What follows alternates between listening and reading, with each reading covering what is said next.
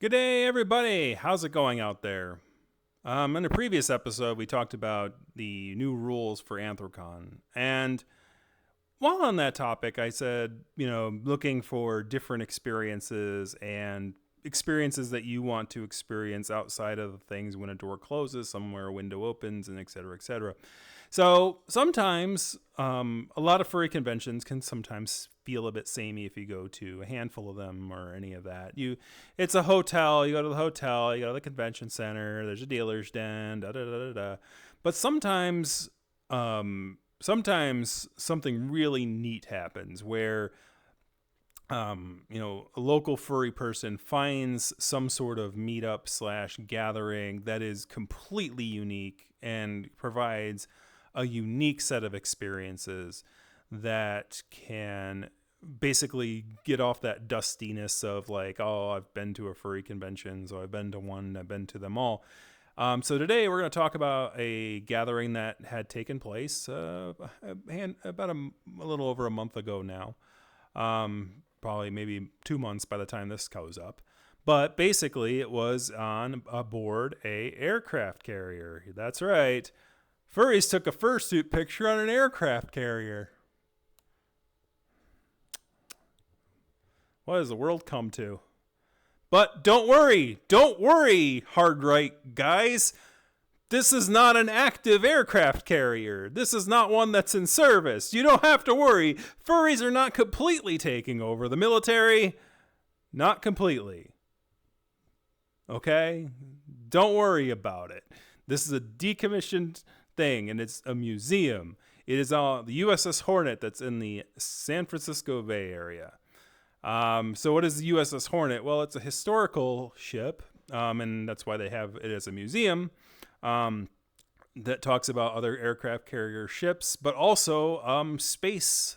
It's also a space. It also acts as a somewhat space museum because the USS Hornet, while also involved in the Vietnam front, was also basically part of the recovery missions for Apollo 11 and Apollo 12.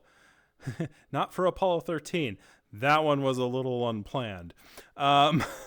That one was a little more random. We don't talk about 13. We talk about 11 and 12. But basically, it acts as that. And so it has like a cool history. And like over that weekend, they had furries attending that. So you would obviously have, it's obviously a little bit different than your cushy hotel. If you're sleeping, it's probably going to be in some sort of bunk area. And obviously now there are like prices for, staying on that kind of a thing and that thing. So it's as far as a furry convention, it may have different expenditures than your normal furry convention, and things like that.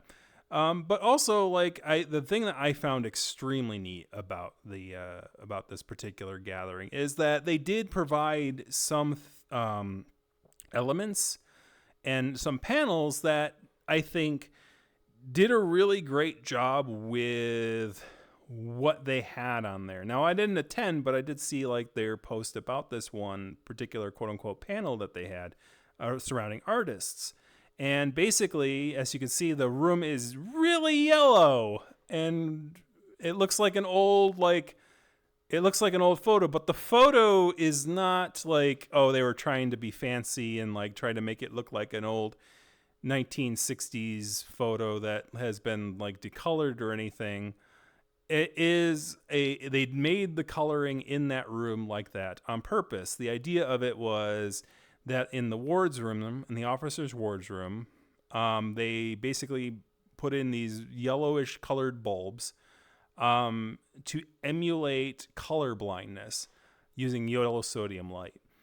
So basically, they invited people to come draw and paint with like traditional media and different traditional colors and like things like that, but also like to do art while under these parameters, while under this particular, element, right? So all these things and all this art and all these pens and markers and paints, were put out like probably beforehand, and, people could take whatever color they wanted to and start drawing.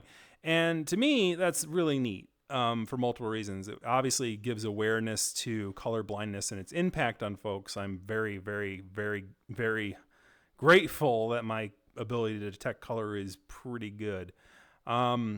Usually it impacts men a lot more than women. And I've had to deal with sort of like with trying to make things more accessible for other folks dealing with color blindness in my job from time to time.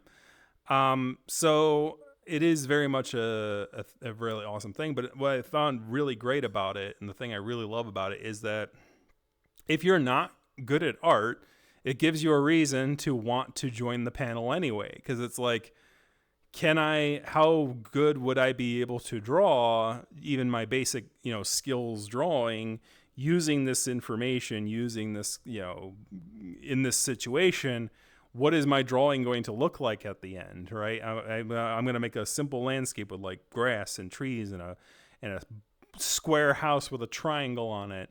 And I'm going to make the grass green, the sky blue, and the sun yellow, and the house brown. But when it comes out, you might have like a pink grass and a purple sky. So it makes it interesting and weird, and from an artistical standpoint, even if you're not very good at art. But if you are good at art, it just adds another element to an art panel. And at the end of the thing, where people are going to change the thing back to normal, it's going to be interesting to see what the results were of everyone in the room, talented or not talented, on what the output is under that sort of restriction.